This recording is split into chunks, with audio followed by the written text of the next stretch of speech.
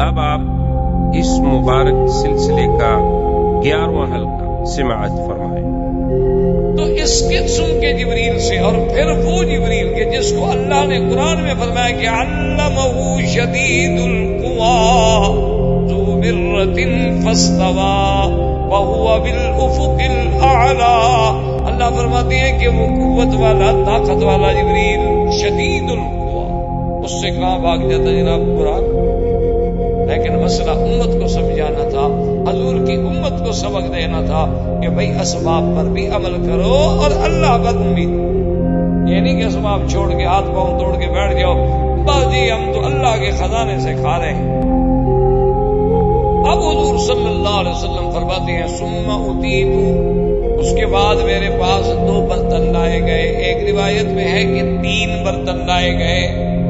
ایک برتن میں شراب تھی، ایک برتن میں پانی تھا اور ایک برتن میں دودھ تھا۔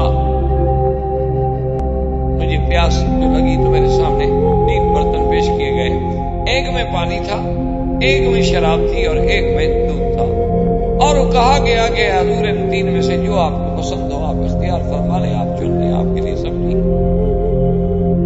حضور صلی اللہ علیہ وسلم فرماتے ہیں فاخترت اللبن، میں نے تو دودھ کو اختیار کیا، میں نے کہا مجھے تو دودھ دے۔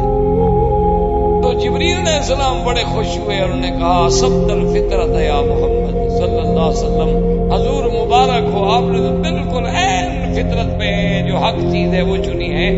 اگر آپ شراب لے لیتے غوت امتوں کا، آپ کی امت گمراہ ہو جاتی، اور اگر آپ پانی پسند کرتے تو آپ کی امت پانی میں غرق ہو جاتی، اور آپ نے دودھ پسند کیا ہے چونکہ دودھ ہی تو ایک ایسی چیز ہے جو اللہ نے بندے کے لیے خود غذا بنائی، یہی تو چیز فطرت ہے۔ جیسے ہر بچہ فطرت پہ پیدا ہوتا ہے، اس کی غذائے فطرت جو ہے وہ دودھ ہے، کہ ماں کے بدن سے اسے دودھ ملتا ہے اور کوئی چیز نہیں ملتی۔ اگر اس سے کوئی دنیا میں غذا اور اچھی ہوتی تو اللہ اور اچھی دے دے، اللہ کے آگے کیا مشکل ہے؟ جو اللہ تبارک و تعالیٰ ایک عورت کے سینے میں دودھ پیدا کر سکتے ہیں، ایک عورت کی چھاتیوں میں دودھ کی نہریں بہا سکتے ہیں، اور وہاں دیکھیں وہ سسٹم کتنا رکھا ہوا ہے، فلٹر کیسا ہوتا ہے کہ دنیا کی لاکھ مشینری فلٹر کرے اتنا صاف نہیں ہو سکتا جتنا اللہ بچے کے لیے خود نظام بنایا۔ آپ نے وہ برتن لے لیا اور اس کے بعد کہتے ہیں جبریل علیہ السلام مجھے لے کر مسجد اقصیٰ کی طرف داخل ہوئے، اور مسجد اقصیٰ میں نے دیکھا کہ بھری ہوئی،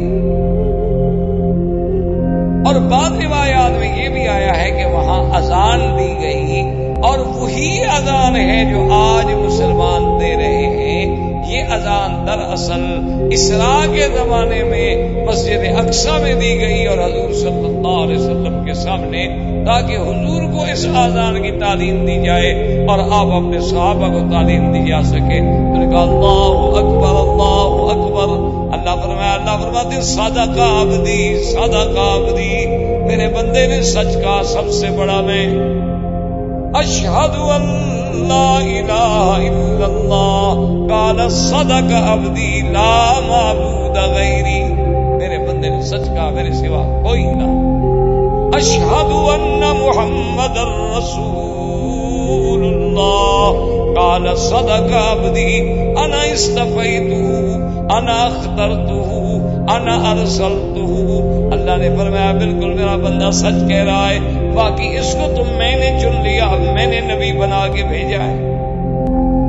اب اس نے کہا حی علی الصلاۃ حی علی الصلاۃ، اور نے فرمایا صدق عبدی۔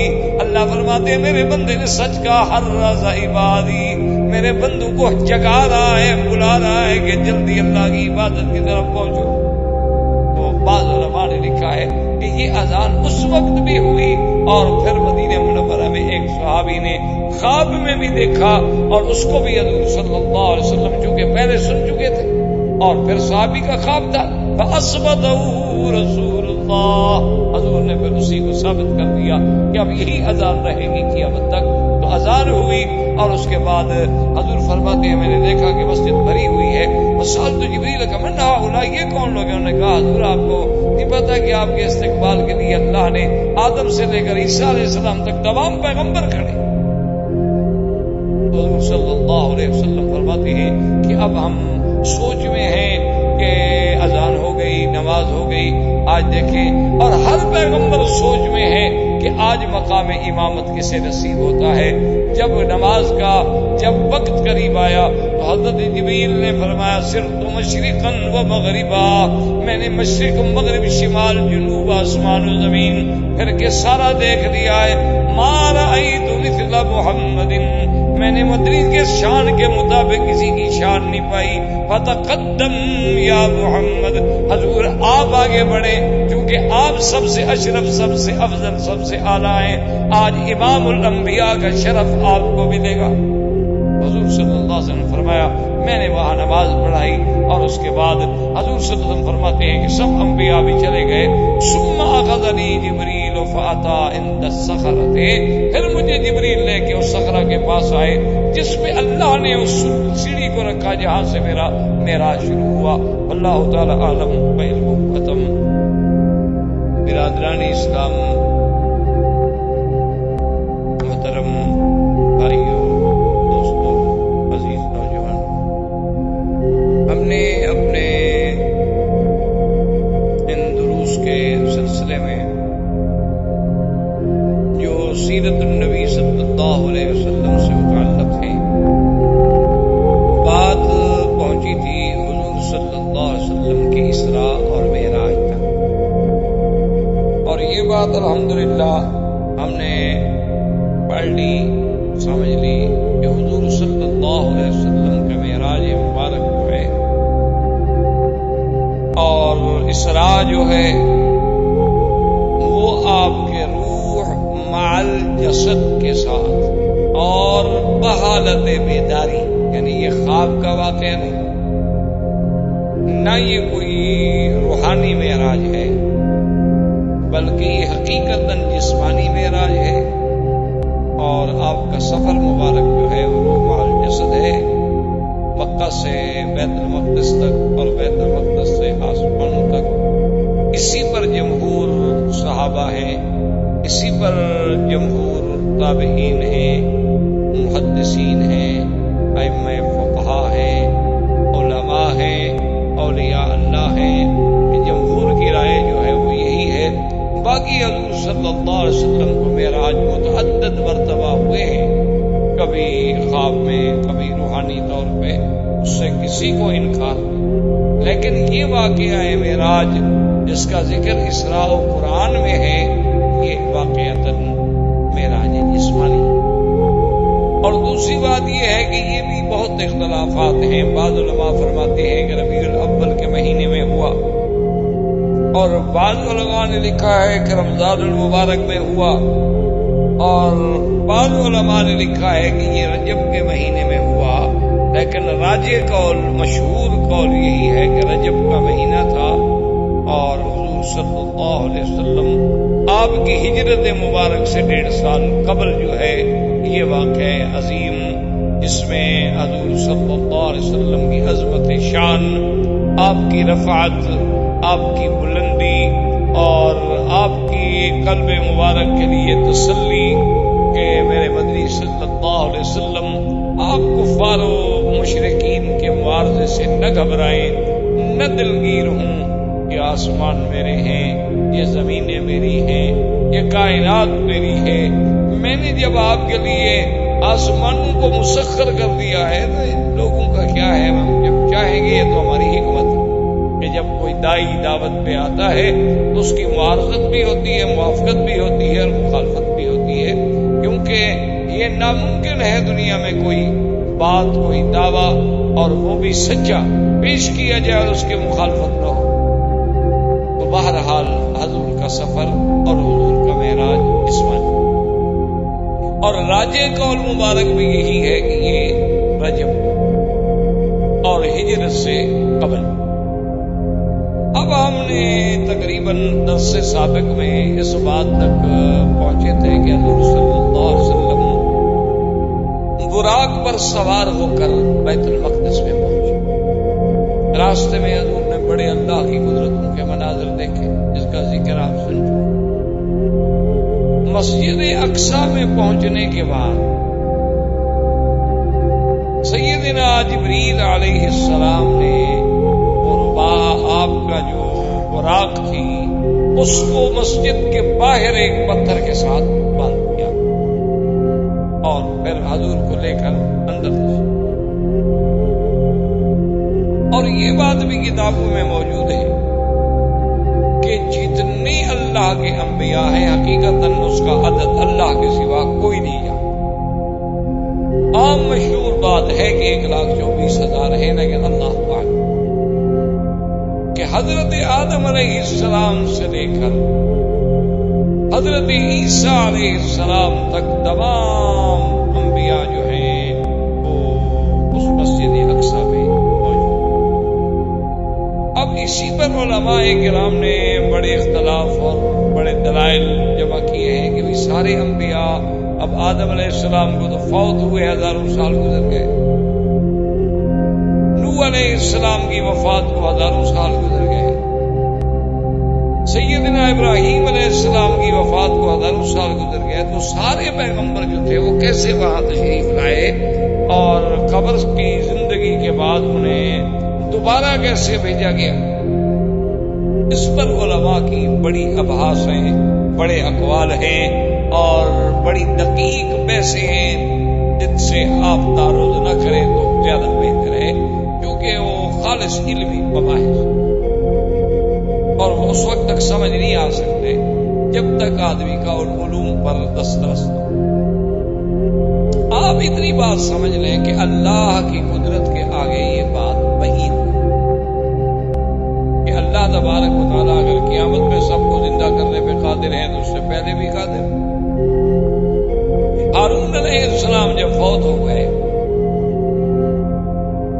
اور بنو اسرائیل اس وقت وادی تیہ میں تھے، وادی تیہ جو ہے یہ مصر اور شام کے درمیان، بیت المقدس کے درمیان میں ایک بہت بڑا صحرا اور ایک بہت بڑا میدان ہے جس کا نام، اور یہ وادی تیہ جو ہے تقریباً 90 میل لمبی اور 27 میل چوڑی ہے۔ اسی میں اللہ نے بنو اسرائیل کو قید کر دیا تھا 6 لاکھ آدمیوں کو کہ 40 سال تک وہ اسی میں سرگردان پھرتے رہے اور باہر نہیں نکل سکے۔ تو اسی وادی تیہ میں حضرت سیدنا ہارون علیہ السلام کی وفات ہوئی۔ ہارون علیہ السلام کے وفات کے کچھ دنوں کے بعد بنو اسرائیل نے نعوذ باللہ آپس میں یہ باتیں کہنی شروع کر دی کہ ہارون علیہ السلام چونکہ ہمارے ساتھ بڑی مہربانی کرتے تھے، ہمارے ساتھ بہت محبت کرتے تھے، موسیٰ علیہ السلام نے ہی ان کو مار دیا۔ یعنی بنو اسرائیل ایک ایسی قوم ایک عذاب میں مبتلا ہے، اللہ کے نبی کا فرمان نہیں مانا تو اللہ نے ان کو بطور عذاب میدان تیہ میں رکھا کہ انہا محرمۃ علیہم 40 سنۃ یتیہون فی الارض، کہ 40 سال تک میرے نبی اسی زمین میں پھرتے رہے، اس سے نہیں نکل سکتے۔ اب دیکھیں خدا کی قدرت اور خدا کی سزا کہ ایسی جیل بنا دی جس کی کوئی دیوار نہیں، کوئی باڑ نہیں، کوئی تار لگانے کی ضرورت نہیں، کوئی پہرے کی ضرورت نہیں، کوئی رینجر، کوئی پولیس، کوئی پیرا، کوئی انتظامات، کوئی سپرنٹینڈنٹ جیل، کچھ بس حکم ہے کہ اس سے نہیں نکل سکے 40 سال 6 لاکھ آدمی ہیں، 1-2 آدمی بھی نہیں ہے، ساری رات سفر کرتے اور صبح جب اٹھتے دیکھتے جہاں سے چلے تھے وہی۔ تو اتنے یعنی چیزیں دیکھنے کے باوجود حضرت موسیٰ علیہ السلام بھی الزام لگا دیا کہ ہارون علیہ السلام کو آپ نے قتل کر دیا۔ ہارون علیہ السلام بہت پریشان ہو، انہوں نے کہا عجیب بات ہے، میرا بھائی ہے، اللہ کا نبی ہے، میں اللہ کا کلیم ہوں، اللہ کا رسول ہوں، میں اپنے بھائی کو قتل کیوں کروں گا بھائی؟ نکاح نہیں، بس وہ ہمارے ساتھ جو کہ بہت مہربانی فرماتے تھے نا، اس غصے میں آپ نے قتل کر دیا ہے۔ حتیٰ کہ اللہ تبارک و تعالیٰ نے موسیٰ علیہ السلام کو بھی یہ معجزہ عطا فرمایا کہ آپ آئے اور ہارون علیہ السلام کی قبر مبارک پہ کھڑے ہوئے اور حکم دیا کہ اللہ کے اذن سے آپ زندہ ہو جائیں۔ ہارون علیہ السلام زندہ ہو گئے۔ انہوں نے کہا مجھے تو موسیٰ علیہ السلام نے نہیں مارا، میں تو اپنی طبیعی موت فوت ہوا۔ اب جناب شرمندہ ہوئے، اب کیا جواب دیں؟ تو اللہ اگر ہارون علیہ السلام کو زندہ کر سکے، اللہ تبارک و تعالی سرکار دو عالم صلی اللہ علیہ وسلم کو آپ نے صحیح مسلم میں حدیث ہے، آپ نے فرمایا کہ اسی سے اسراء والی رات میں ایک جگہ سے گزرا تو میں نے دیکھا کہ موسیٰ علیہ السلام قائم یصلی فی قبرہ، اپنی قبر میں کھڑے ہیں اور نماز پڑھ رہے ہیں۔ اسی طرح حضور میں نے حج کے موقع پہ دیکھا کہ موسیٰ علیہ السلام ایک اونٹنی پہ سوار ہیں اور کانوں میں انگلیاں دیے ہوئے ہیں اور بڑے زور زور سے لبیک اللہم لبیک لبیک لا شریک لک لبیک ان الحمد والنعمت لک والملک لا شریک لک پڑھ رہے ہیں، تو اگر موسیٰ علیہ السلام وہاں حج کے لیے آ سکتے ہیں اور قبر میں کھڑے ہو کے نماز پڑھ سکتے ہیں تو ان کا بیت المقدس میں آ جانا بھی کوئی بڑی بات۔ وما ذلک علی اللہ بعزیز، اللہ کے آگے کیا مشکل۔ اور بعض علماء نے فرمایا کہ جیسے ایک عالم ارواح تھا جس میں صرف ہماری روحیں تھیں، اور ایک عالم دنیا ہے جس میں ہم بس رہے ہیں، اس کے بعد ایک عالم برزخ ہے اور اس کے بعد پھر ایک عالم آخرت ہے۔ انہوں نے کہا اسی طرح ایک عالم مثال ہے۔ عالم مثال کا معنی یہ ہوتا ہے کہ اللہ تبارک و تعالی نے ان کو مثالی وجود عطا فرمائے کہ وہ قبر مبارک سے بھی خروج لازم نہ آئے اور مثالی وجود کے ساتھ مسجد اقصی میں بھی حاضر ہو جائیں۔ بعض علماء کرام نے رحمت اللہ علیہم اجمعین نے اس بات کو یوں بیان فرمایا، لیکن اصل بات آپ اسی میں رکھیں کہ ایک بات تو یہ ہے کہ اللہ کے انبیاء اپنے قبور میں زندہ ہیں، دوسری بات یہ ہے کہ صریح حدیث ہے کہ اللہ نے زمین پر یہ بات حرام کر دی ہے کہ وہ کسی نبی کے جسے کو چھیڑ سکے، یعنی ہر بندے کی مرنے کے بعد ہو سکتا ہے کیڑے لگ جائیں، ہمیں کیڑے کھا جائیں، سب ممکن ہے، لیکن اللہ حرم اجساد الانبیاء علی الارض، اللہ نے زمین پر انبیاء کے جسے کو حرام کر دیا ہے، اس کی طاقت ہی نہیں کہ انبیاء کے جسے کو چھو سکے، اور اللہ تبارک و تعالی جب چاہے زندہ کر۔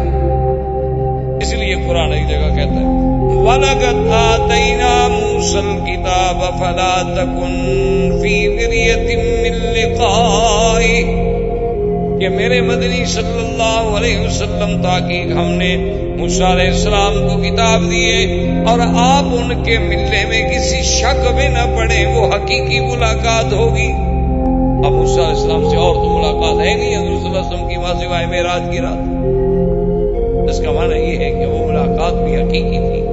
اور جیسے کہ بعض علماء نے لکھا ہے کہ بھی رات کے نہ گزرنے کا معنی یہ تھا کہ اللہ نے گردش و لیل و نہار کو روک دیا، بریک لگ گئے، بس ٹھہر جاؤ کہ اب میرے مدنی معراج پہ چلے، آپ جہاں ہیں وہی رکی رہے بس۔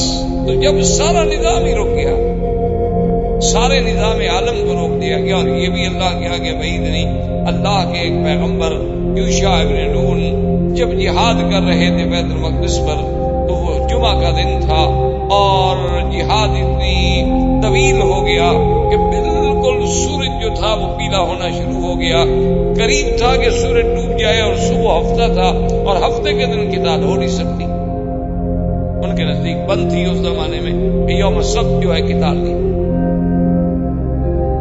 اب حضرت یوشع ابن نون علیہ السلام کے دل میں خیال آیا کہ اتنی جہاد کے بعد، اتنی محنت کے بعد اب ہم بالکل فتح کے قریب پہنچ چکے ہیں، اور اگر آج کا دن گزر جاتا ہے اور رات آ جاتی ہے تو ہو سکتا ہے ان کو اور کبک پہنچ جائے، ہو سکتا ہے ہمارے حالات اور اچھے نہ رہیں۔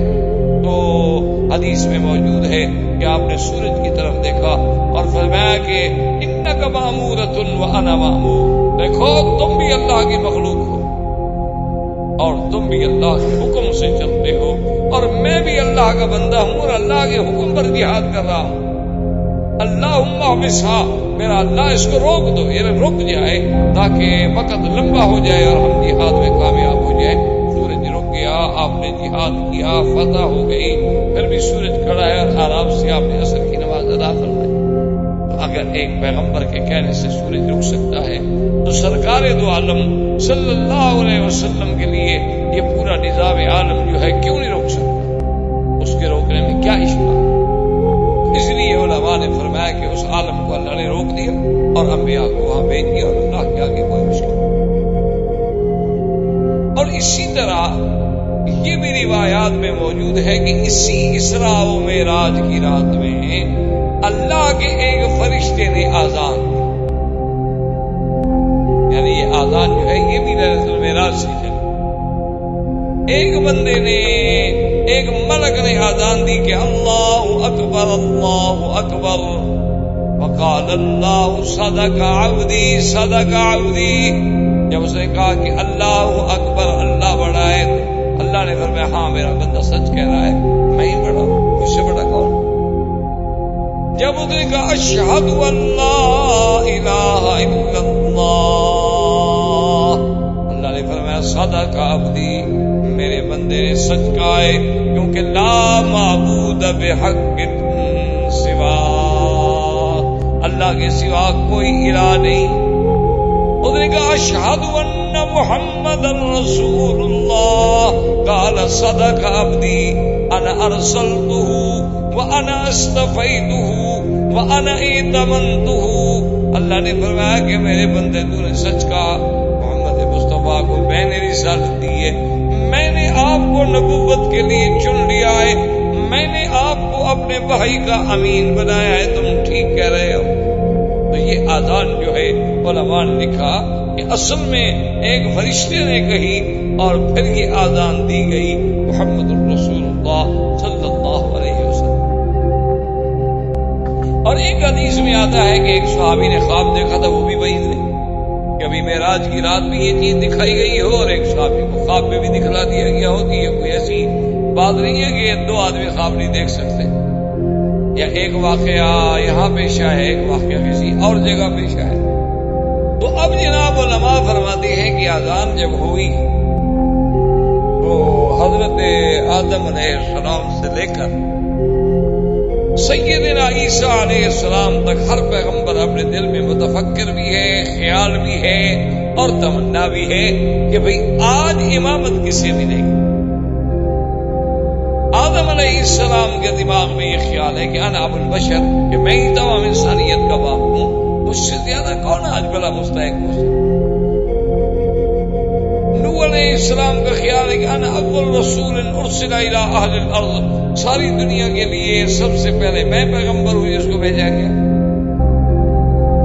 میرا زیادہ ہر پیغمبر اسی سوچ میں ہے، موسیٰ علیہ السلام کی اپنی سوچ ہے، عیسیٰ علیہ السلام کی اپنی سوچ ہے، لیکن جبریل نے کھڑے ہو کے اعلان کیا، انہوں نے کہا کہ اے معاشر الانبیاء، تم جو کچھ کہہ رہے ہو سچ کہہ رہے ہو، لیکن خدا کی قسم ہے ما رأیت مثل محمد صلی اللہ علیہ وسلم، میں نے محمد مدنی جیسا شان کسی کا نہیں دیکھا۔ فلیتقدم یا محمد، محمد مصطفیٰ آپ آگے آ جائیں، آج آپ امام ہوں گے اور انبیاء مقتدی ہوں گے، تاکہ وہ امام المرسلین، امام النبیین کا لقب جو ہے وہ سچا ہو جائے۔ یعنی آپ اندازہ کریں امامت انبیاء کو معمولی سی بات، امام الانبیاء والمرسلین، اور امام اس کو بنایا جاتا ہے جو سب سے زیادہ علم رکھنے والا ہو۔ معلوم ہوا کہ اللہ نے سارے انبیاء سے زیادہ علم جو ہے وہ محمد مصطفیٰ صلی اللہ علیہ وسلم کو دیا تھا۔ اسی لیے حضور فرماتے ہیں اعطیت علم الاولین والآخرین، اللہ نے جو مجھ سے پہلے گزرے ان کا بھی مجھے علم دیا، جو میرے بعد آئیں گے لوگ ان کا بھی مجھے اللہ نے علم دیا ہے، علم الاولین والآخرین۔ اسی لیے حضور صلی اللہ علیہ وسلم ایک دن اپنی مسجد مبارک میں تھے، خطبہ فرما رہے تھے، اور جلال میں آ کے حضور نے فرمایا کہ اللہ نے آج میرے لیے سب کچھ روشن کر دیا ہے، جو کچھ مجھ سے پوچھنا چاہتے ہو پوچھو سوال۔ اب دیکھو بڑا ذاتی قسم کا سوال ہے، ایک صحابی کھڑے ہو گئے، انہوں نے کہا جی میرا باپ کون؟ وجہ یہ تھی کہ لوگ ان پر تان کر، اس لیے انہوں نے کھڑے ہو کے سوال کیا تاکہ میری صفائی ہو جائے۔ حضور نے فرمایا ابو کا اکاشا، تمہارا باپ اکاشا ہے۔ وہ بڑا خوش ہو گیا، تو اکاشا کہ تو بیٹا تھا، بہت خوش ہوا۔ ایک اور آدمی کھڑا ہوا، حضور میرا بھی ایک سوال ہے۔ آپ نے فرمایا بس سبق کا اکاشا، وہ وقت ختم ہو گیا۔ میں نے تو کہا تھا تم لوگوں نے اس وقت تو پوچھا نہیں۔ مانا یہ ہوا کہ اللہ تبارک و تعالیٰ نے علم میں بھی آپ کو سب سے زیادہ افضل بنایا، اسی لیے تو امامت انبیاء کا شرف نصیب۔ اب حضور صلی اللہ علیہ وسلم فرماتے ہیں کہ ثم عرج بی الی السماء، پھر مجھے آسمان کی طرف چڑھایا گیا۔ ووضعت المعراج علی الصخرۃ، فرمایا ایک سیڑھی تھی جو بیت المقدس میں صخرہ ہے اس پہ رکھی گئی۔ اور جس کا تعلق آسمانوں سے تھا. معراج اسی لیے معراج کہتے ہیں اسی چیز کو ہے سیڑھی عروج سے. اسی لیے آپ نے دیکھا نا کہ جب کوئی لنگڑا آدمی چلتا ہے تو یوں کر کے چلتا ہے بیچارہ، اس کو بھی کہتے ہیں اعرج. اسی طرح سیڑھی کو بھی کیوں کہا جاتا ہے کہ آدمی ایک پاؤں اونچے رکھے گا، ایک نیچے رکھے گا، ایک یوں رکھے گا. اسی لیے اس کا نام بھی معراج ہوا. اور پہلے دور میں تو یہ وسائل بڑے مشکل لگتے تھے کہ بھائی معراج اور اتنا بڑا آسمانوں کا سفر ہے اور اس کے بعد ایک سیڑھی پر طے کیا جا رہا ہے.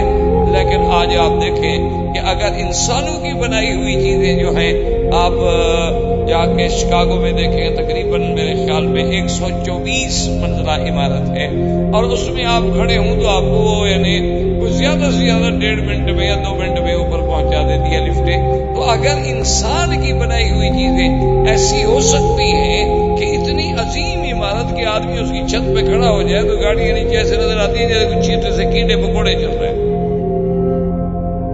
اچھا خدا کی شان دیکھو، مجبور ہے بیچارے، کافر بھی مجبور ہے نا. وہ بلڈنگ جو ہے جو سب سے بڑی بے اعتبار بلڈنگوں کی سب سے بڑی ہے، اب شاید ملیشیا میں یا کہیں اور بن رہی ہے جو اس سے بھی شاید سبقت کر جائے، نمبر لے جائے. لیکن وہ بنانے والا کون ہے؟ مسلمان. آرکیٹیکٹ جو ہے مسلمان، اس کا نام اوپر لکھا ہوا ہے فضل الرحمان. یعنی خدا کی شان ہے، یہ ہمارے لیے اعزاز ہے. یہ تو افسوس ہے نا کہ ہم لوگوں نے سب کچھ اپنا بھلا دیا. ورنہ میں بحیثیت ایک طالب العلم کے اللہ کے گھر میں، مسجد اللہ کا گھر ہے، پوری ذمہ داری سے آپ کو یہ کہہ رہا ہوں کہ آج یورپ کی جتنی جدید ترقی ہے یہ سب مسلمانوں کی مرہون منت ہے. سب مسلمانوں کا فلسفہ ہے، سب مسلمانوں کی تھیوریز ہیں، سب مسلمانوں کی محنتیں ہیں. لیکن افسوس یہ ہے کہ ہم نے قرآن کو استعمال کیا تعویذ لکھنے کے لیے، جھول جھول کے پلانے کے لیے، کوئی بیمار ہو جائے تو اوپر پھرانے کے لیے، کسی کی شادی ہو جائے تو بیگم اور دولہا دلہن کو قرآن کے نیچے سے گزارو، جس نے ساری زندگی قرآن کو ہاتھ ہی لگایا تاکہ آج پہلی رات سے اللہ کا قرآن ان پہ لعنت کرنی شروع کرے. قرآن کی امان کس بات کی امان؟ تم تازہ قرآن کی مخالفت کر کے قرآن کے نیچے سے گزر رہے ہیں. تمہارا میک اپ، تمہارا سگار، تمہارا لباس، تمہارا تمدن، تمہاری دعوت، تمہاری پارٹی، تمہارے یہ پھول، تمہارے یہ سہرے، تمہارا یہ عیسائیوں والے لباس، تمہاری یہ افراح کے اندر پارٹیاں، دعوتیں، غیروں کے سامنے فلموں کا بننا، یہ اسی لیے قرآن کے نیچے گزار رہے ہو. یہ بڑی حرمت والی بیوی ہے، اللہ کے قرآن کے نیچے سے گزر رہی ہے بیچاری. کیا تماشا!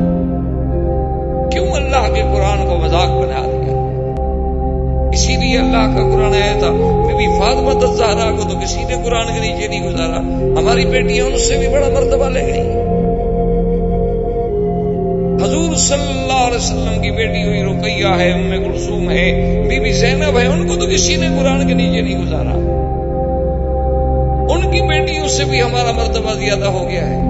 حضور کی اپنی شادیاں ہوئی ہیں جو صاحب قرآن، صاحب شریعت ہے، جس میں اللہ کا وحی اتری. یاد رکھو قرآن سایہ کرتا ہے، سایہ رحمت ہے، لیکن کب؟ جب قرآن پہ عمل کرو گے. ورنہ یہی قرآن تمہارے اوپر گواہ ہو کہ حتیٰ کہ قیامت والے دن اللہ کے آگے قرآن پاک میں موجود ہے کہ قرآن فریاد کرے گا کہ یا اللہ یہ وہ قوم ہے، یہ تیرے بندے ہیں کہ جنہوں نے مجھے چھوڑ دیا تھا، کبھی مجھ پر عمل ہی نہیں. ان قوم اتخذوا هذا القرآن مہجورا. تو بہرحال میرے کہنے کا مقصد یہ تھا کہ اگر آپ ٹھنڈے دل سے دیکھیں تو حقیقتاً یہ ہے کہ ایک دعویٰ یا ایک علم دیا ہی اللہ کے قرآن نے ہے. آج پوری دنیا اٹامک انرجی اور فلاں اور فلاں، سب سے پہلے یہ کس نے آئیڈیا دیا تھا؟ کس نے یہ نظریہ دیا تھا کہ ارسل علیہم طیرا ابابیل ترمیہم بحجارۃ، کہ ایک پرندہ آتا ہے، اس کی چونچ میں ایک پتھر ہے اور اوپر سے ڈالتا ہے اور تباہی کر دیتا ہے. قوموں نے ریسرچ کی، ساری دنیا آج تک اسی ارسطو، اسی ابن سینا، اسی کے محتاج. ساری دنیا آج تک، یعنی آپ دیکھ لیں کہ آج بھی اتنے جدید مشینری کے بعد، یعنی آپ دعوے سے کہہ سکتے ہیں، آپ ہندوستان کو مجھ سے زیادہ جانتے ہیں، آج بھی ہندوستان میں جو عمارتیں موجود ہیں، جن کے آثار سابقہ موجود ہیں، وہ اتنی جدید علوم و مشینری اور اتنی جدید فراوانیوں کے باوجود آج تک کہیں نہیں بن سکی. یعنی آج بھی وہ ضرب المثل ہے. آج بھی آپ دیکھیں اہرام مصر جو ہیں وہ اپنی مثال آپ ہیں. مسلمانوں کو تو اللہ نے باعتبار زمان کے، باعتبار مکان کے، باعتبار وسائل کے، باعتبار علم کے، یعنی ایسی نعمتوں سے نوازا ہے کہ اب ہم خود خدا کو چھوڑ دیں تو پھر اللہ ہم پر قہر نہیں کرے گا تو کیا کریں. اگر ہم خود خدا کو چھوڑ دیں اور ہم خود یعنی مسلمان کافر کے سامنے شرمندگی محسوس کریں، اتنی دکھ کی بات کہ ہمارے سامنے ایک کافر آئے تو ہم اپنے آپ میں کمی محسوس کریں کہ یار یہ بہت ایڈوانس قوم ہے، پڑھے لکھے لوگ ہیں، بہت آگے ہیں، ہم ان سے کیا بات کریں گے جو کل تمہارے غلام تھے، جنہوں نے تم سے علم حاصل کیا، جنہوں نے تمہاری کتابیں چرائی ہیں، اور جنہوں نے غصے میں اور جلال میں نہیں، اس لیے تمہاری کتابیں غرناطہ میں جلا دی تھی کہ دریا جو تھے وہ سیاہی کے ساتھ تبدیل ہو گئے تھے کہ مسلمانوں کے ذخیرے کو کرش کر دو، ختم کر دو. آج بھی آپ دیکھ لیں جناب، ہندوستان بہت بڑا ملک ہے، ٹھیک ہے، اس میں کوئی شک ہے. آپ دیکھ لیں ہندوؤں کی اور متعصب ہندوؤں کی حکومت ہے، لیکن آپ کا سب سے بڑا آئٹم پہ کام کرنے والا کون ہے؟ پھر بھی مسلمان. آپ تو کرکٹ نہیں جیت سکتے جب تک مسلمان ساتھ ہو. ایسی قوم ہے آپ، کرکٹ نہیں جیت سکتے. اور نخرا اور تازہ اور روب یہ ہے، ظلم کرنا بہادری نہیں ہوتی کہ مسلمانوں کی بستیاں اجاڑ دو، کہیں بم مروا دو، کہیں کچھ کریے. بہادری تو یہ ہوتی کہ اتنے عرصے کے بعد تم مسلمانوں کا دل جیت لیتے.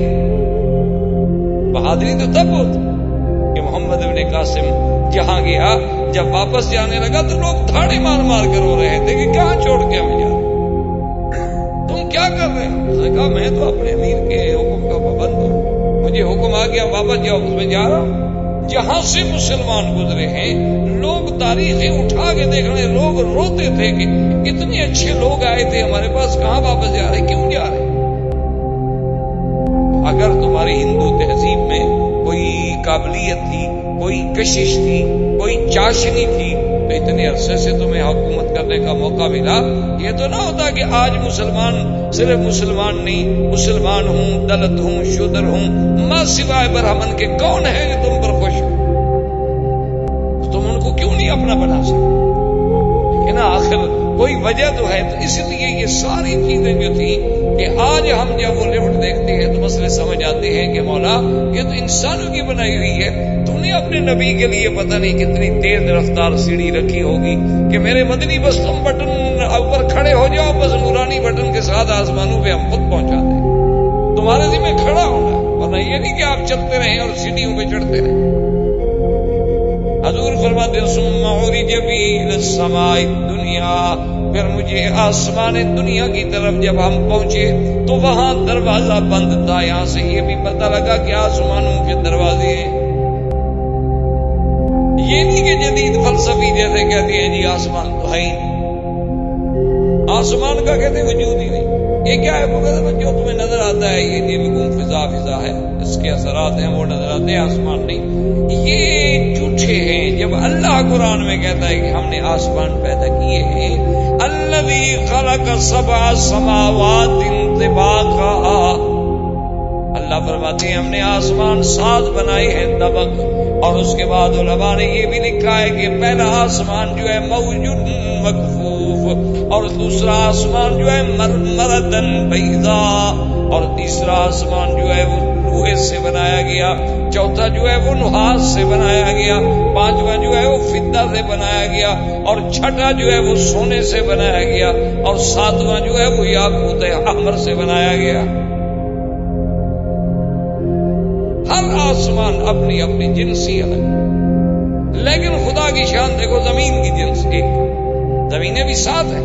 وَمِنَ الْأَرْضِ مِثْلُهُنَّ، اللہ نے فرمایا قرآن میں کہ زمینیں بھی اسی طرح جیسے آسمان ساتھ ہیں زمینیں بھی ساتھ ہیں، لیکن زمین کی جنس ایک ہے، زمین مختلف نہیں.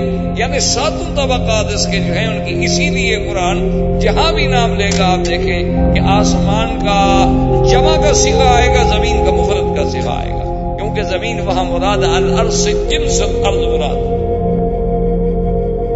اللہ تبارک و تعالیٰ نے فرمایا 7 سماوات طباقا.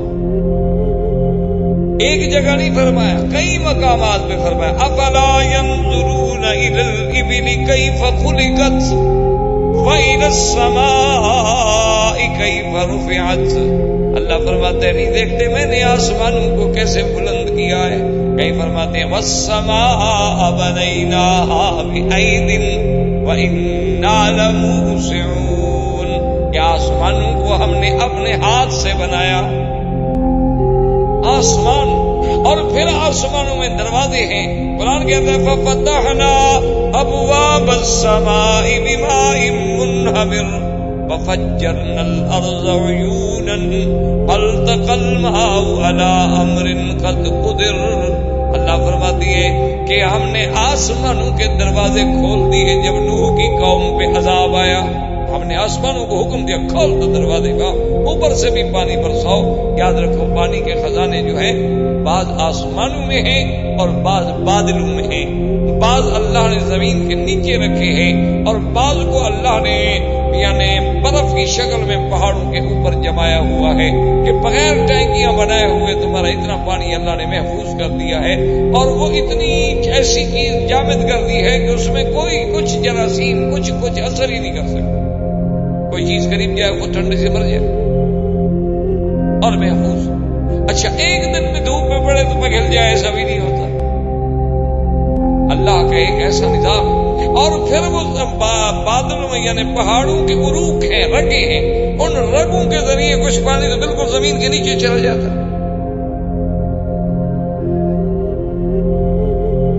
جس کو تم پھر اپنا کنویں کھود کے پانی نکالتے ہو، جس میں تم اپنا، اور کچھ پانی ایسا ہوتا ہے جو زمین کی سطح پہ گرتا ہے جس کو تم نہروں کے اندر قید کرتے ہو، دریاؤں کے اندر قید کرتے ہو، ڈیم بنا کے پابند کرتے ہو.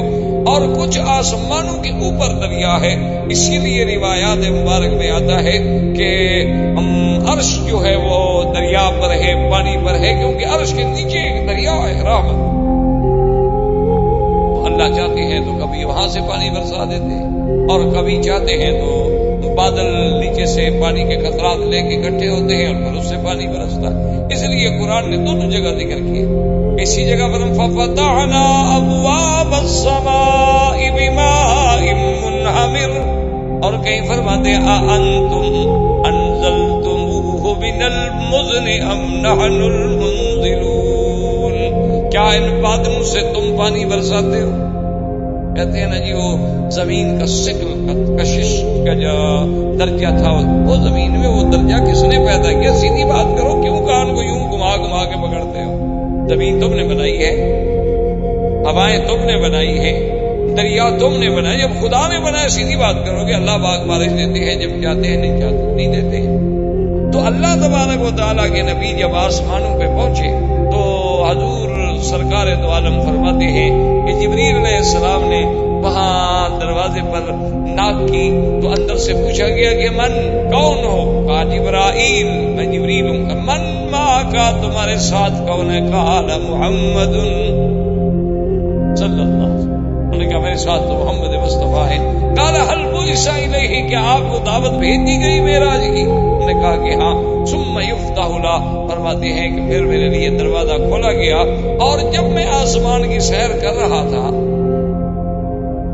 اب جناب بڑے بڑے اشکال لوگوں نے کتاب لکھے ہیں جی کہ اللہ نبی آسمانوں پہ کیسے چلے گئے، راستے میں قرۂ زمہریر ہے اور راستے میں کئی قرات ہیں، ان کو عبور کرنا بڑا مشکل ہے، وہ کیسے اس سے جا سکتے ہیں؟ اللہ کے بندے کچھ دیکھو، اصل وجہ یہ تھی کہ جیسے لکھا ہے نا شاہ ولی اللہ محدث دہلوی نے، اللہ ان کی قبر پہ رحمت فرمائے، انہوں نے لکھا ہے کہ اللہ نے جتنے انبیاء کو معجزے دیے ہیں نا، حضرت نوح علیہ السلام سے لے کر سرکار دو عالم حضرت محمد رسول اللہ علیہ السلام تک جتنے معجزے ملے ہیں، اللہ قیامت کے آنے سے پہلے پہلے ان معجزات کی مثالیں دنیا میں پیش کر دیں گے، تاکہ قیامت میں کوئی یہ کہہ نہ سکے کہ اللہ میں یہ بات تو عقل میں نہیں آتی تھی، ہم کیسے مانیں۔ تو آج اگر تمہارے صواريخ، آج اگر تمہارے بنائے ہوئے اپنے مکوک فضائی جو ہیں وہ چاند پہ جا سکتے ہیں اور وہ یہ سارے کرے کراس کر لیتے ہیں، تو اللہ کا نبی اگر جانا چاہے اور لے جانے والا بھی خود اللہ کا حکم سے جبریل ہو تو حضور کیوں نہیں جا سکتے؟ کیا مشکل ہو گئی؟ اور پھر اگر جن جو ہیں وہ آسمانوں کے قریب جا سکتے ہیں،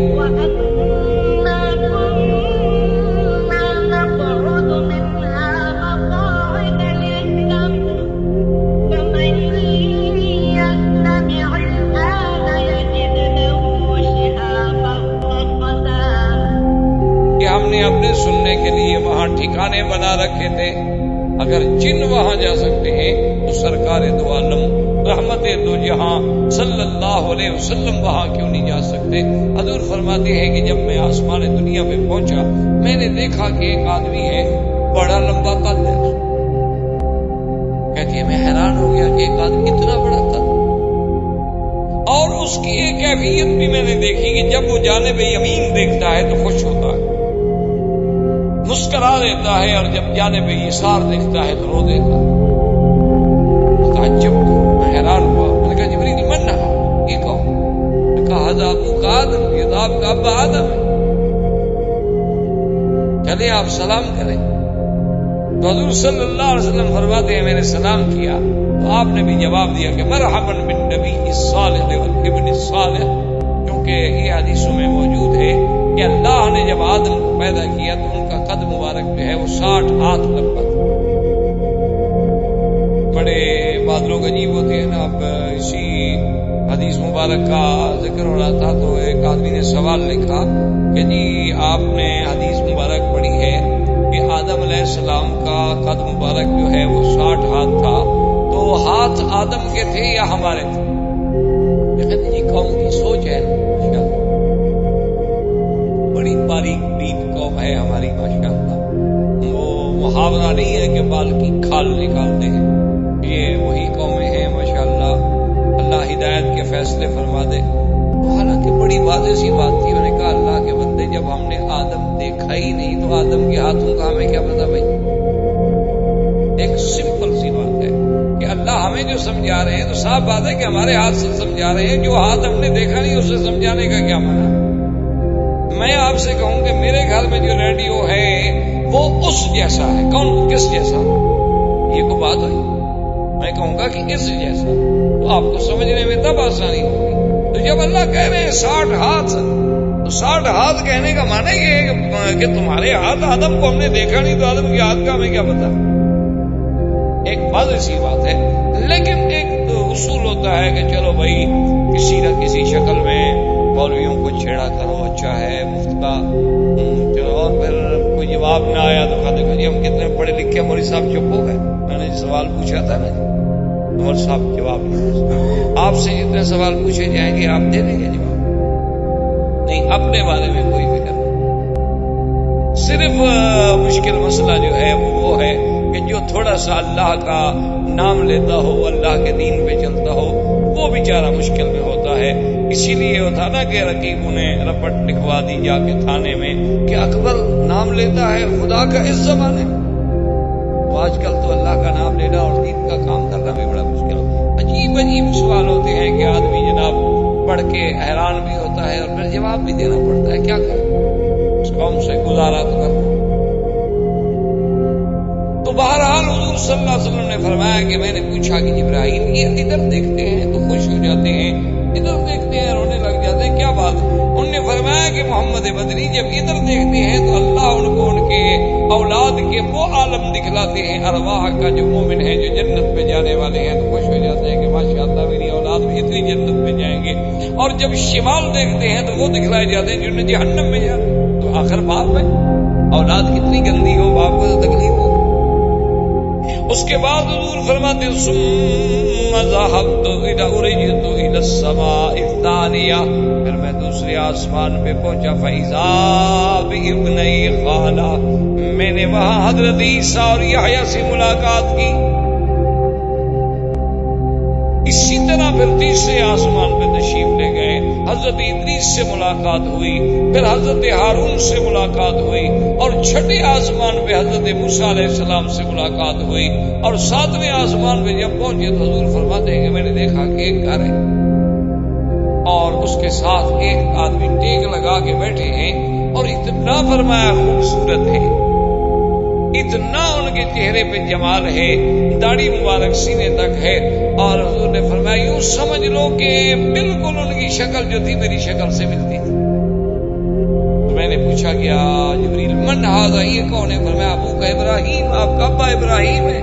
تو میں نے کہا جبریل یہ گھر کیا ہے؟ فرمایا بیت المعمور، یہ آسمان والوں کا کعبہ ہے، جیسے اللہ نے زمین میں کعبہ بنایا ہے اسی طرح ساتویں آسمان پر بھی کعبہ ہے۔ اس کعبے کا طواف بندے کرتے ہیں اور اس کعبے کا طواف اللہ کے فرشتے کرتے ہیں، اور کل یوم 70,000 ملک، 70,000 فرشتہ دن میں آتا ہے طواف کرنے کے لیے۔ اور جبریل نے کہا کہ محمد عربی اسی سے اندازہ لگا لو اللہ کے فرشتوں کا کہ جس نے ایک دفعہ طواف کر لیا اس کو قیامت تک پھر نمبر نہیں ملے گا۔ 70,000 طواف روز کرتے ہیں، اور ان کو پھر جو کر گئے بس وہ کر گئے، پھر ان کو قیامت تک موقع نہیں ملے۔ حضور صلی اللہ علیہ وسلم فرماتے ہیں کہ جب میں ساتویں آسمان پہ پہنچا اور اس کے بعد مجھے لے جایا گیا سدرۃ المنتہا، ایک درخت ہے بیری کا، اور اس کو منتہا کیوں کہتے ہیں یاد رکھیں کہ اللہ سے جو احکام آتے ہیں وہ بھی وہی آتے ہیں، پھر وہاں سے فرشتوں کو ملتے ہیں، اور نیچے سے جو ہمارے اعمال جاتے ہیں وہ بھی وہی تک پہنچتے، منتہا بس انتہا۔ تو حضور فرماتے ہیں کہ جب میں سدرۃ المنتہا پہ گیا تو میں نے وہ درخت دیکھا، فرماتے ہیں وہ کوئی درخت تھا، عجیب سا درخت، فَإِذَا أَوْرَاقُهَا كَآذَانِ الْفِيلَةِ، اس کے پتے ایسے تھے جیسے ہاتھی کے بڑے بڑے کان ہوتے ہیں، ہاتھی کے بڑے بڑے کان ہوتے ہیں۔ تو اس طرح بعض علماء نے فرمایا کہ اللہ نے حضور صلی اللہ علیہ وسلم کو بھی ہاتھی دکھلایا، تبھی تو حضور نے تشبیہ دی، اور فرمایا وَإِذَا ثَمَارُهَا، اور اس کو جو پھل لگے ہوئے تھے، جو بیر لگے ہوئے تھے وہ ہماری طرح کے نہیں تھے، فرمایا کلال حجر، جیسے بنو حجر کے مٹکے ہوتے ہیں نا بڑے بڑے، ایسے بڑے بڑے بیر تھے اس کے۔ اور حضور نے فرمایا کہ اس کے ہر پتے پہ اللہ کا فرشتہ تھا۔ اور اس کے بعد فرماتے ہیں کہ میں ابھی کھڑا دیکھ رہا تھا کہ اس کو ایک نور نے ڈھانپ لیا، جس کو قرآن کہتا ہے یغشی السدرۃ ما یغشی، ما کذب الفؤاد ما رأى لقد رأى من آیات ربہ الکبریٰ۔ اللہ تبارک و تعالیٰ فرماتے ہیں کہ جب ڈھانپ لیا ڈھانپنے والی چیز اس رحمت نے سدرہ کے درخت کو، اور اس کے بعد جو کچھ میرے مدنی نے دیکھا بالکل حقیقت ہے، نہ تو آنکھوں کو دھوکہ لگا ہے اور نہ دل میں کوئی غلط خیال آیا، بلکہ اللہ نے آپ کو اپنی بڑی بڑی نشانیاں دکھلائی ہیں۔ اور اس کے بعد حضور فرماتے ہیں کہ ثم غشیٰ نور، پھر اس کے بعد ایک منظر بدلتا ہے کہ اس میں ایک ایسا نور چھا جاتا ہے۔ فرمایا کہ میں بیان کرنے سے قاصر ہوں، میں بیان نہیں کر سکتا کہ وہ کیسا نور تھا۔ فرمایا لمنا، اسی لیے علماء نے لکھا ہے کہ اندازہ کریں کہ حضور صلی اللہ علیہ وسلم جیسا فصیح اللسان، افصل انسانیہ شخص جو ہے وہ نہ بیان کر سکے تو اور کس کی طاقت ہے کہ وہ بیان کرے گا۔ اب اس کے بعد فرماتے ہیں، اب یاد رکھیں کہ اس میں اکثر محدثین کرام اور بخاری و مسلم اور صحیح احادیث مبارک سے صرف جو ہمیں ثبوت ملتا ہے معراج کا وہ سدرۃ المنتہا تک ہے، لیکن بعض روایات میں یہ بھی ہے کہ اس کے بعد پھر رفرف آیا، اور فرماتے ہیں کہ مجھے اس پہ بٹھایا گیا. رف رف کی پوزیشن یوں تھی، یوں سمجھنے کہ جیسے ایک قالین بچھا دیا جائے اور قالین پہ کوئی کھڑا. اور جب وہ اس کو اوپر اٹھایا گیا تو میں نے دیکھا کہ جبریل تو کھڑے ہو گئے. جبریل جو تھے وہ کھڑے تھے. تو میں نے کہا جبریل تم کیوں رک گئے؟ تم تو میرے ساتھ آئے ہو، تم تو زمین سے میرے ساتھ ہو. اس نے کہا کہ یا محمد صلی اللہ علیہ وسلم، اب میں اس جگہ سے آگے جو ہے بالکل نہیں جا سکتا. اگر میں ذرا بھی تجاوز کروں تو مجھے جلا دیا جائے گا. میری طاقت نہیں ہے کہ میں اگلے تجلیات کو برداشت کر سکوں. اس لیے کسی نے کیا خوب لکھا ہے، اس نے کہا کہ جہاں جبریل جیسے نوری فرشتے کے مقام کی انتہا ہوئی، وہاں سے پھر میرے مدنی کے مزید معراج کی ابتدا. صلی اللہ علیہ وسلم، صلی اللہ علیہ وعلا آلہ واصحابہ وسلم تسلیما کثیرا. اسی طرح یعنی بڑا ایک شاہ جی رحمت اللہ علیہ کا ایک لطیفہ یاد آیا کہ کسی دور میں تو اتفاق ہوا ختم نبوت کے مسئلے پر، تو قادیانیوں سے مقابلہ تھا. تو اس میں ایک بریلوی علماء کی طرف سے ایک بڑے بزرگ ہوتے تھے، ان کے ساتھ بھی لفظ نورانی لگے. تو آج کل ہے ہمارے نورانی صاحب، ایک اس زمانے ان کے ساتھ بھی لفظ نورانی لگتا تھا. خیر بہرحال تو وہ جناب اتحاد بنا کہ بھئی قادیانیت کے خلاف ایجیٹیشن اور تحریکیں اور فلاں. اب جناب ہر صورت یہ ہے کہ پھر ان کا زور تھا. اب تحریکوں میں تو پھر مار کھانی پڑتی ہے، جیلیں اور تشدد اور سب کچھ. تو وہ جو نورانی صاحب تھے وہ انہوں نے اس کے بعد بائیکاٹ کر دیا کہ بھی میرا اس اتحاد سے کوئی تھا بائیکاٹ ہو. تو شاہ جی رحمت اللہ علیہ بڑے عجیب خطیب تھے اور بڑی اچھی عجیب ان کی مزاح ہوتی تھی. تقریر فرما رہے تھے کہ کسی نے چٹ لکھا کہ حضرت آپ کو نورانی کیوں چھوڑ گئے؟ تو شاہ جی مسکرائے. انہوں نے کہا بھئی ان کی تو پرانی عادت ہے، میرے نانے کو بھی چھوڑ گئے سدرۃ المنتہا. انہوں نے کہا ان کی تو پرانی عادت ہے، راستے میں ہی چھوڑ گیا. تو اس میں ہمارا تو کوئی قصور ہے نہیں. اس نے کہا وہ نوری تھا نا اس لیے چھوڑ گیا. میں اگر خاکی بندہ مدنی کے ساتھ ہوتا تو جل جاتا، لیکن ساتھ تو نہ چھوڑتا، لیکن نوری تھا جل گیا. تو یہ بھی نوری لوگ ہیں، ہم خاکیوں کے ساتھ چل نہیں سکتے، ہم کیا. تو بہرحال یہ تو ایک لطیفہ تھا. تو بات اس کے بعد حضور صلی اللہ علیہ وسلم فرماتے ہیں کہ پھر میرا اللہ تبارک و تعالیٰ کا قرب نصیب ہوا. اور اسی پہ ابن عباس فرماتے ہیں کہ حضور نے اللہ کی زیارت کی اور اللہ تبارک و تعالیٰ نے ابراہیم کو خلیل اللہ کا لقب بخشا اور موسیٰ کو کلیم اللہ کا لقب بخشا اور مدنی کو رویت کا شرف بخشا، جو کسی پیغمبر کو نہیں ملا کہ اس نے اپنے رب کی دیدار کی ہو. یہ صرف ملا تو سرکار دو عالم صلی اللہ علیہ وسلم کو ملا. اور اس کے بعد اللہ نے فرمایا کہ میرے مدنی آپ کی امت کے لیے تحفہ ہے کہ فرضت علی امت 50 صلاتن، کہ 50 نمازیں ہم نے آپ کی امت میں فرض کی. پہلے احکام بڑے سخت ہیں. اچھا اگر جنابت ہو جائے مثلا 7 دفعہ غسل، اگر کپڑا پہ کچھ لگ جائے تو پہلے تو ایک حکم تھا کہ کاٹ، پھر ان کو ملا کہ 7 دفعہ دھلو گے تو تب پاک. اور نمازیں بھی 50 ہوئی. 50 نمازیں فرض ہونے کے بعد جب حضور صلی اللہ علیہ وسلم ایک ہدیہ عظیمہ لے کے آئے، اسی لیے علماء نے لکھا ہے کہ یاد رکھو ساری شریعت جو ہے وہ جبریل لے کے آئے ہیں. ایک نماز ہے جو خود میرا مدنی محمد مصطفیٰ نے. ہر حکم نبی میں جتنا ہے، رمضان کے روزے ہیں، حج ہے، زکوٰۃ ہے، جہاد ہے، نکاح ہے، طلاق ہے، میراث ہے، احکام ہے، سب لانے والا جبریل ہے. ایک نماز ایسی چیز ہے جو لانے والے خود محمد الرسول. اور جیسے ملی کب؟ معراج کی رات میں. اسی لیے حدیث میں آتا ہے کہ نماز جو ہے دراصل یہ بھی مومن کا معراج ہے.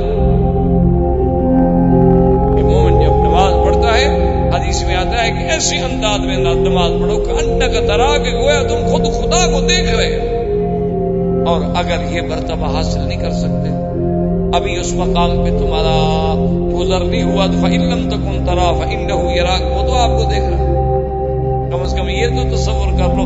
یہ تو نہیں کہ نماز پڑھ رہے ہو تو دور سے دیکھا جائے معلوم ہوتا ہے کہ کھیل رہے ہیں، کوئی رومال بنا رہا ہے، کوئی کپڑے ٹھیک کر رہا ہے، کوئی جناب ماشاءاللہ کبھی گھڑی نکال کے ٹائم دیکھ لیتے ہیں، کبھی پیسے نکال کے STM میں ڈال دیے، کبھی اس کو پکڑ کے ادھر کھڑا کر دیا، کبھی اس کو ادھر کر دیا، نماز نہ ہوگی، تماشے ہو.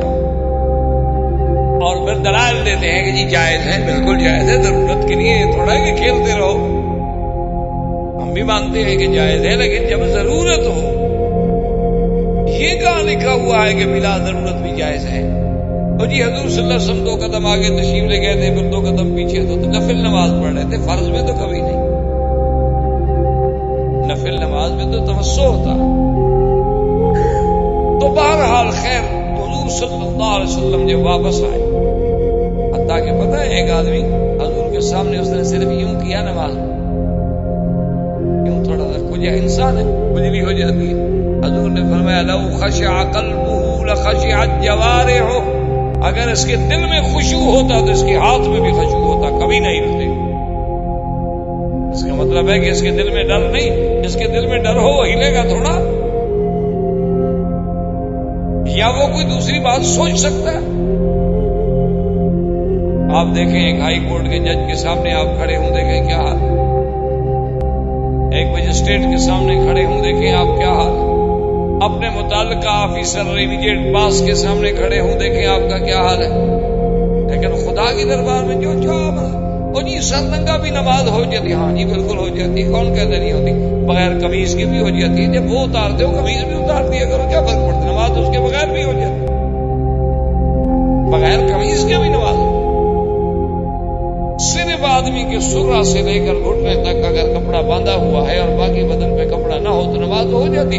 تو پھر جب آپ آتے ہیں، آج کل گرمی کا موسم اچھا ہے کہ بات تو بھی لٹکا دی، نماز پڑھ کے پھر جب واپس گئے تو پہن لی. تماشا ہوا، کوئی عبادت تو نہ ہوئی نا جی. کہ جو آدمی جو چاہے، جس کی مرضی آئے، جو چاہے، خود فلسفہ، خود حکم، خود قاضی، خود منصف، خود گواہ، خود شاہد، خود بیان کر. اور اللہ کا قرآن کہتا ہے یا بنی آدم خذوا زینتکم عند کل مسجد، کہ جب میرے لیے نماز کے لیے آؤ تو پوری تیاری کر کے آؤ کہ اللہ کے دربار میں جا رہے ہو. اچھی طرح لباس ہو، کپڑے اچھے ہوں، خوشبو لگی ہوئی ہو، وضو کر کے آؤ اور بالکل خشوع خضوع کے ساتھ، قلب و قالب کے ساتھ اللہ کی طرف متوجہ ہوں. جب اللہ اکبر کرو، اللہ حضور نے فرمایا کہ جب تم نے نظر ذرا ادھر ہٹا دی تو اللہ بھی اپنی نظر رحمت ہٹا دے. اللہ کا نبی تو نظر نہیں ہٹانے دیتے اور ہم کھیلتے رہے.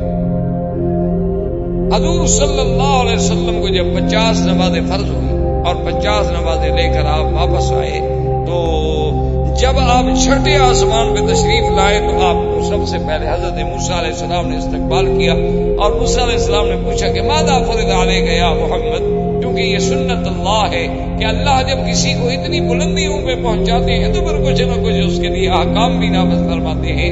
کیا فرض ہوا؟ حضور نے فرمایا فرض علی امتی 50 صلوات، میری امت پہ اللہ نے 50 نمازیں فرض کی ہیں. موسیٰ علیہ السلام نے کہا ارجع الی ربک فاسألہ التخفیف، کہ محمد مصطفیٰ مہربانی کرو واپس جاؤ، اللہ سے تخفیف مانگو. کہاں 50 نمازیں آپ کی امت پڑھے گی؟ میں نے بنو اسرائیل کو دیکھا ہے، وہ 3 نمازیں نہیں پڑھتے، آپ کی امت 50 نمازیں پڑھے گی. آپ کی امت تو ماشاءاللہ، یہ تو ہو سکتا ہے کہ وہ 50 فلمیں بیٹھ کے دیکھ لے 24 گھنٹے میں، لیکن 50 نمازیں نہیں پڑھ سکتے. فلم دیکھے نا ماشاءاللہ جناب، 80 سال کا بوڑھا بھی ہو تو بالکل نظر ہلتی نہیں، معلوم یہ ہوتا ہے کہ بالکل یہاں رک گئی ہے اور جام ہو گئی ہے. اور اللہ کے کعبے میں آئے تو کبھی ادھر رخ ہے، کبھی ادھر رخ ہے. پتہ نہیں کیا قوم ہے، ہم کدھر جا رہے ہیں، مجھے تو آج تک یہ سمجھ نہیں آ سکتا. بلکہ ایک میرا دوست ہے، مر گئے بیچارے، اللہ ان کی قبر پہ رحمت فرمائے. بالکل بوڑھے آدمی، 70 سال سے بھی عمر زیادہ تھی میرے خیال میں، اور بڑی ماشاءاللہ بیچارے بوڑھے ہو گئے تھے، اینک شینک بھی لگاتے تھے.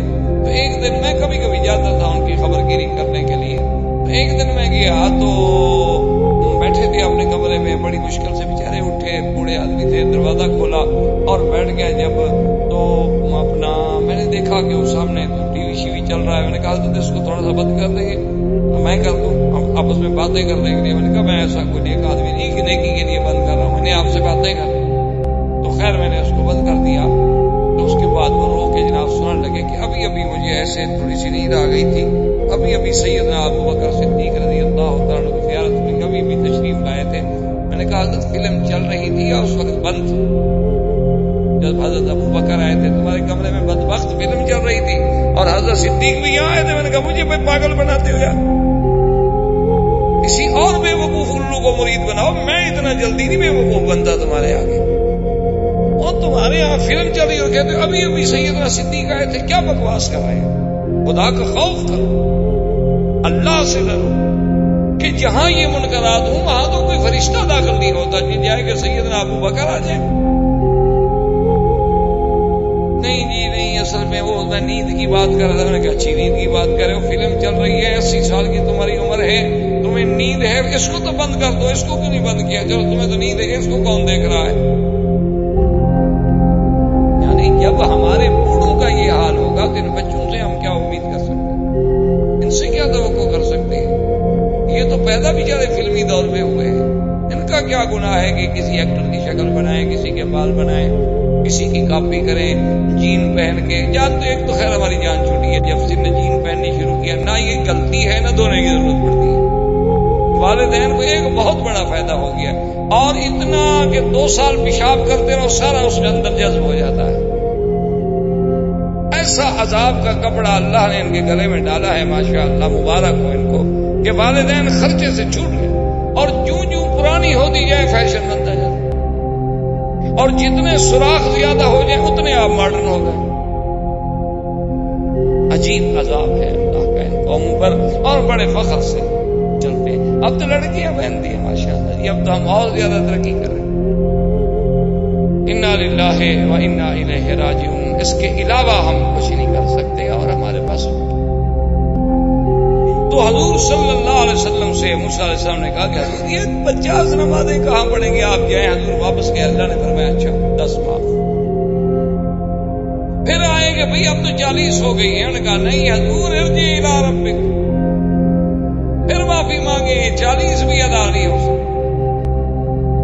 اب علماء نے کتنی عجیب بات لکھی ہے، انہوں نے کہا کہ یہ 5 دفعہ حضور گئے، 5 دفعہ آئے، تو موسیٰ علیہ السلام بھی ایک ہی دفعہ کہہ دیتے یا حضور ہی ایک دفعہ معافی مانگ لیتے اور اللہ بھی ایک ہی دفعہ معاف کر دیتے۔ انہوں نے کہا کہ دراصل اللہ چاہتے تھے کہ میرے مدنی کو ایک معراج نہیں، ایک معراج میں 5 دفعہ پھر معراج ہو، ایک دفعہ تو بیت المقدس سے ہو اور ایک دفعہ پھر سدرۃ المنتہا سے ہو اللہ کی طرف۔ اور موسیٰ علیہ السلام یہ چاہتے تھے کہ رب ارنی انظر الیک، کہ میں نے تو اللہ کو دیکھنے کی درخواست کی تھی، اللہ نے قبول نہ کی، میں خدا کو تو نہ دیکھ سکا، لیکن جو آنکھیں خدا کو دیکھ رہی ہیں میں ان کو تو دیکھتا رہوں گا، کم سے کم یہ آنکھیں خدا کو دیکھ چکی ہیں، چلو میں خدا کو نہ دیکھ سکا تو محمد مدنی کی آنکھوں کی زیارت تو کرتا رہا، ورنہ تو ایک دفعہ میں بھی معافی ہو سکتی۔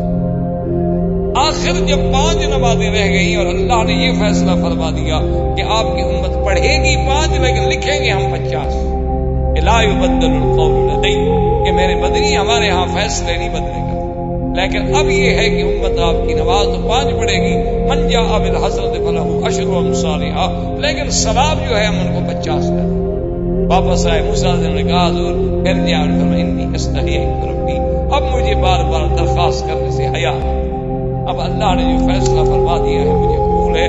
وآخر دعوانا ان الحمدللہ رب العالمین۔ برادران اسلام، اس سلسلہ دروس میں ہم نے کافی دنوں سے اپنے دروس کا تعلق جو ہے وہ سیرت نبی پاک صلی اللہ علیہ وسلم سے رکھا ہے، اور الحمدللہ کہ اللہ تبارک و تعالیٰ کی توفیق سے، عنایت سے، فضل و کرم سے حضور صلی اللہ علیہ وسلم کی سیرت مبارک کے کچھ پہلو آپ کے زمانہ ولادت سے لے کر آپ کے اسراء و معراج تک بات پہنچی۔ اصل بات تو بہرحال یہ واضح ہے کہ اگر ہم ساری دنیا کی زبانیں، ساری دنیا کی کلمیں، ساری دنیا کے عقول و افکار اکٹھے کریں، حضور صلی اللہ علیہ وسلم کی سیرت کا بیان نہیں مکمل ہو۔ یہ تو ہماری خوش نصیبی ہوتی ہے کہ ہمیں بھی اس میں کچھ حصہ نصیب ہو جائے. جیسے ایک بڑا تاریخی واقعہ ہے کہ جب سیدنا یوسف علیہ السلام مصر کی منڈی میں نیلام ہو رہے تھے، ایک بڑھیا عورت جو تھی وہ بھی آ رہی تھی اور تھوڑے سے سود کا چیزیں جو تھی وہ اس کے پاس تھی. کسی نے پوچھا کہ بیوی تم کہاں جا رہی ہو اس منڈی میں؟ یہ تو غلاموں کی منڈی ہے، یہاں تو غلام فروخت ہوتے ہیں، یہاں تو شاہوں کا کام ہے، بادشاہوں کا، امیروں کا، غنیوں کا.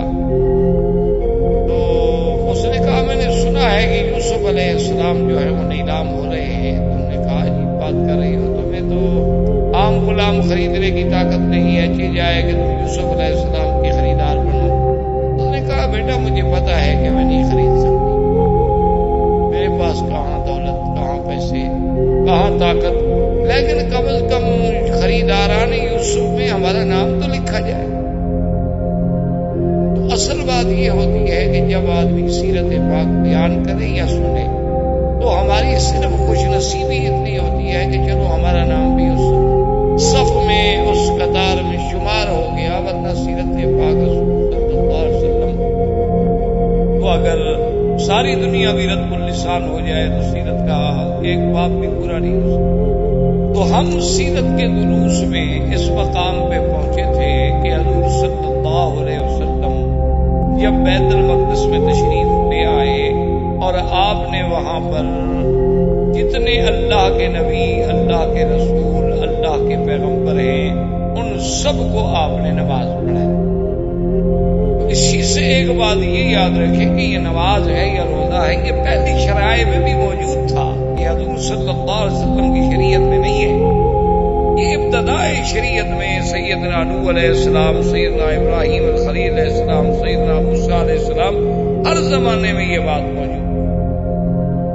کیونکہ اگر یہ بات نہ ہوتی تو نماز تو معراج میں ملی ہے، تو پہلے حضور صلی اللہ علیہ وسلم کیسے نماز پڑھاتے؟ تو صاف بات ہے کہ نماز پہلے موجود تھی اور حضور ملت ابراہیم علیہ السلام عبادت فرماتے تھے. تو ایک تو لقاء انبیاء اور دوسرا مقام شرف جو ملا وہ تھا امامت انبیاء کہ حضور صلی اللہ علیہ وسلم کو امام الانبیاء والمرسلین بنایا گیا. اور یہ بات واضح ہے کہ امام اسی کو ہی بنایا جاتا ہے جو افضل ہو. ہاں یہ الگ بات ہے کہ کبھی کبھی مفضول بھی امام بنتا ہے، ورنہ قاعدہ جو ہے اصولی اور اساسی کہ وہ امام بنے گا جو سب سے زیادہ علم والا ہوگا، سب سے زیادہ تقوی والا ہوگا، سب سے زیادہ شان والا ہوگا. تو حضور صلی اللہ علیہ وسلم نے امامت کرائی. اور اسی بیت المقدس میں حضور صلی اللہ علیہ وسلم نے جب پانی کی خواہش کا اظہار فرمایا تو آپ کے سامنے 3 برتن پیش کیے گئے. بعض روایات میں یہ ہے کہ 2 برتن پیش کیے اور بعض روایات میں یہ ملتا ہے کہ 3 برتن پیش کیے گئے. ایک میں تو شراب تھی اور ایک میں دودھ تھا اور ایک میں عام پانی تھا. اور ایک روایت میں یوں بھی آتا ہے کہ ایک میں شراب تھی، ایک میں شہد تھی اور ایک میں دودھ تھا. بہرحال حضور صلی اللہ علیہ وسلم کے سامنے یہ چیزیں پیش کی گئی تو حضور صلی اللہ علیہ وسلم نے آپ نے دودھ کو اختیار فرمایا اور باقی برتن جو تھے وہ واپس کر دیے. تو جبریل علیہ السلام نے حضور کو مبارک پیش کی کہ یا رسول اللہ صلی اللہ علیہ وسلم آپ کو مبارک ہو کہ اخترت الفطرت کہ آپ نے وہ چیز چنی ہے جو انسان کی فطرت سے تعلق رکھتی ہے. اگر خدا نہ خواستہ آپ شراب والا برتن لے لیتے تو غبت امتوں کا آپ کی امت تو پوری کی پوری گمراہ ہو جاتی ہے اور ڈوب. لیکن آپ نے دودھ کو اختیار فرمایا ہے اور دودھ جو ہے یہ انسان کی فطرت سے تعلق رکھتا ہے. اسی لیے یہ اتنی بڑی نعمت ہے کہ اللہ تبارک و تعالیٰ نے بچے کے پیدا ہونے کے بعد اس کے لیے جو غذا تجویز فرمائی ہے وہ دودھ ہے. ورنہ اللہ قادر تھے اور غذائیں بھی دنیا میں ہو سکتی تھی.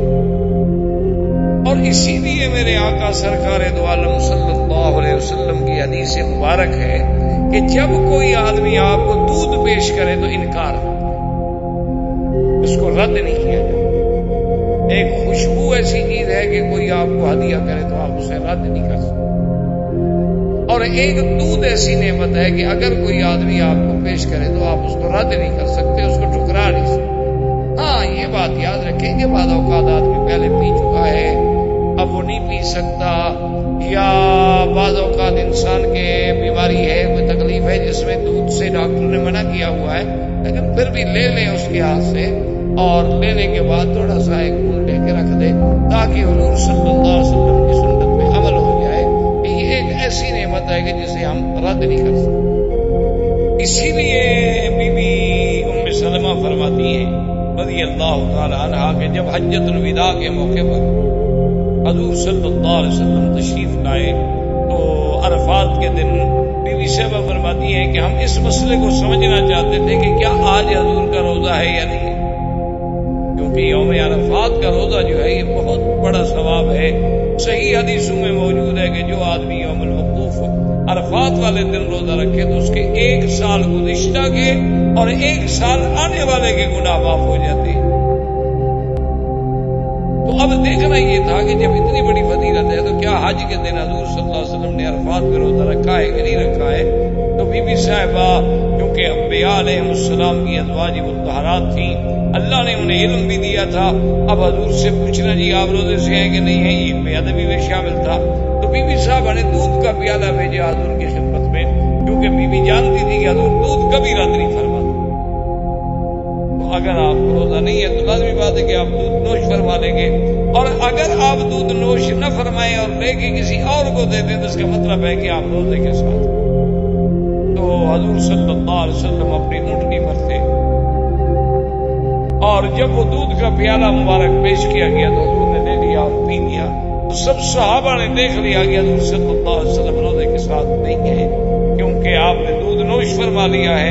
تو اسی سے پھر محدثین نے اور فقہاء نے مسئلہ نکالا کہ عرفات کا روزہ رکھنا بہت بڑی فضیلت ہے، لیکن اگر آدمی حج کر رہا ہو تو اس کے لیے نہ رکھنا زیادہ افضل ہے، کیونکہ حضور صلی اللہ علیہ وسلم نے خود عرفات کے دن روزہ نہیں رکھا۔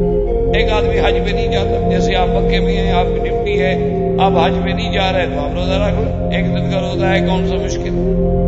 لیکن جو آدمی حج پہ جا اس کے لیے چونکہ محنت ہے، اس نے دھوپ میں جانا ہے، عرفات میں کھڑا ہونا ہے، گاڑی نہیں مل رہی، خیمہ نہیں مل رہا، بسیں نہیں مل رہی، وقت پہ انتظام نہیں ہو رہا، غسل کا پانی نہیں مل رہا، اس کے لیے اسلام نے اجازت دے دی کہ وہ اگر روزہ نہ رکھے تو ٹھیک ہے، ورنہ حضور صلی اللہ علیہ وسلم خود روزہ رکھ لے۔ تو اب حضور صلی اللہ علیہ وسلم فرماتے ہیں کہ ثم عرج بی الی السماء، اب مجھے پھر آسمانوں کی طرف، یہاں سے حضور کا معراج، مکہ سے مسجد اقصی تک کا جو سفر ہے اس کا نام ہے اسراء، یہ معراج نہیں، یعنی گویا ایک تمہید ہے معراج، لیکن یہ معراج ہے، اور اس میں اللہ تبارک و تعالیٰ کی کروڑوں حکمتیں کہ پہلے مکے میں شق صدر ہوا، آپ کا سینہ مبارک کھولا گیا، اس میں اللہ تبارک و تعالیٰ کی رحمت سے ایسی چیزوں کا اضافہ کیا گیا تاکہ آگے جن قرات سے میرے آقا نے محمد پاک نے گزرنا ہے وہ قرات آپ پہ اثر نہ کر سکے، اور دوسرا ایک ایسی سواری پر سوار کیا گیا کہ جس کا نام براق، برق، کہ جہاں نظر پڑتی ہے وہاں قدم پڑتی ہے،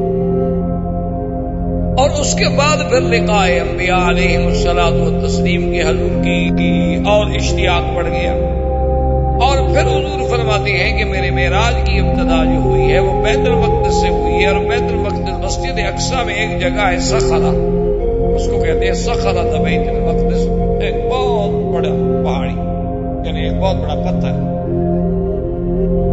وہاں پر سیڑھی رکھی گئی۔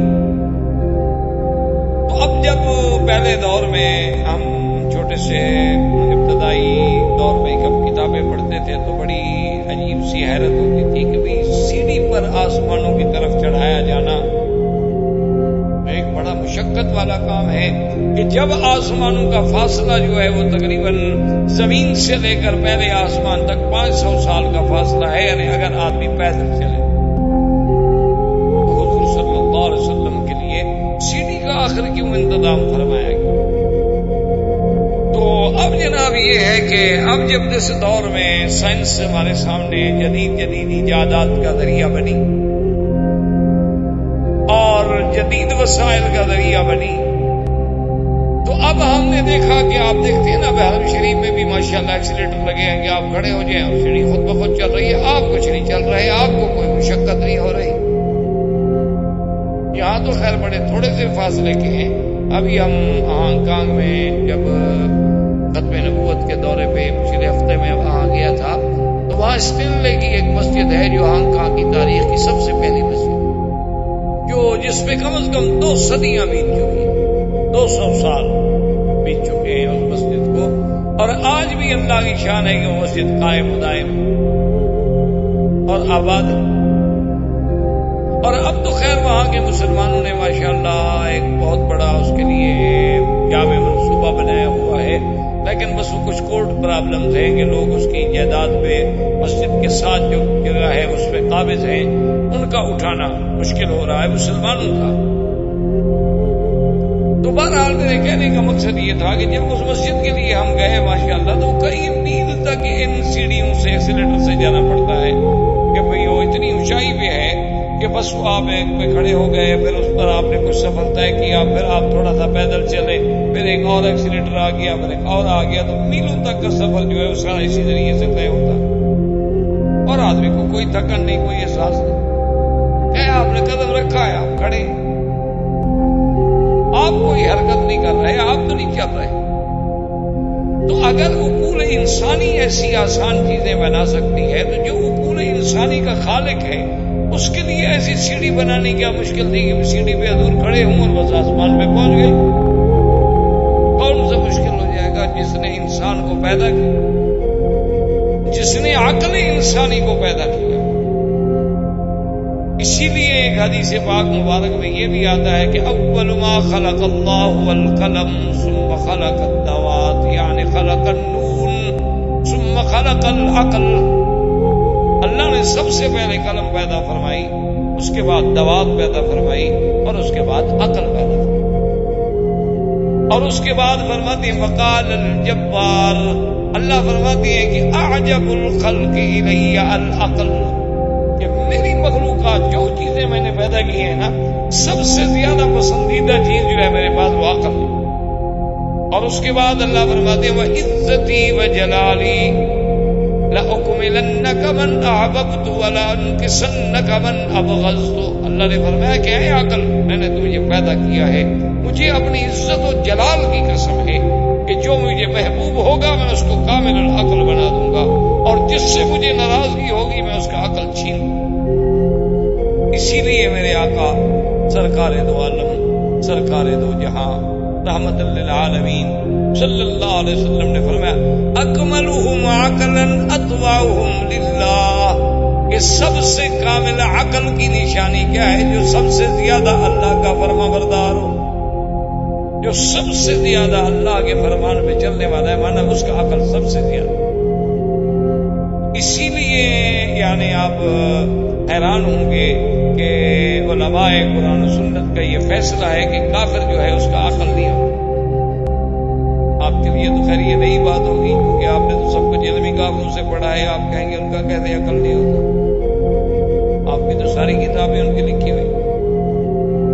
تو اصل بات یہ ہے کہ یہ قرآن کا فیصلہ ہے اور نص قطعی ہے کہ قیامت والے دن جب کافروں کو جہنم میں ڈالا جائے گا اور ان کو ملائکہ کہیں گے کہ بدبختو تم جہنم میں جا رہے ہو، تمہارے پاس کوئی ڈرانے والا نہیں آیا، قالوا لو كنا نسمع او نعقل